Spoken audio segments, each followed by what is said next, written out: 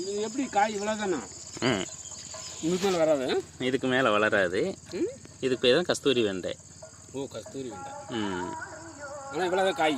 ஆமாம், இந்த வருஷம் ஃபுல்லாக கஸ்தூரி வெண்டை. இதையும் சாப்பிட்டு பாரு. ம் ம் இது அவ்வளோதான் வளருமா? 5 வருஷத்துக்கு காய்க்குமா? இது மர வெண்டை நீ பறிச்சு இல்லை. அது வந்து 2லேருந்து 3 வருஷம் வரைக்கும் இருந்து காய்க்கணும். நீ இப்போ கையில் வச்சுருக்கிற கஸ்தூரி வெண்டை 1 வருஷம் பக்கம் வரைக்கும் கூட இருந்து காய்க்குது. நம்ம இப்போ தான் முதல் தடவை பயிர் பண்ணுறோம்.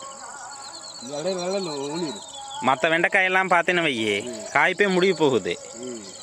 இதெல்லாம் காய்ப்புக்கு வந்து ரொம்ப நாள் ஆகுது. சாதாரணமாக வெண்டைக்காய்னா நாட்டு வெண்டை. இதெல்லாம் நாட்டு வெண்டை. இதெல்லாம் சாதாரணமாக காய்ப்புக்கு வர்றதுக்கு 45 நாள் 50 நாள் ஆகுது. இது காய்ப்பு ஓயும் போது அது காய்ப்புக்கு வர ஆரம்பிக்கும். அதான் அது இந்த ஒவ்வொரு ரகங்கள்லையும் விதை எடுத்துட்டோம்னா அப்படியே நட்டுக்கலாம். ஆனால் டேஸ்ட்டுன்னு பார்த்தீங்கன்னா இந்த ஆமாம் சாதாரண இந்த 45 நாள் காய் இருக்குது பாரு, இது காய்ப்புக்கு வரக்கு 45 நாள். ஆயுசு வந்து பார்த்தீங்கன்னா ஒரு 120 நாள், அவ்வளோதான். ஆனால் இதோட ருசி எந்த காய்க்கும் வர்றதில்ல தான்.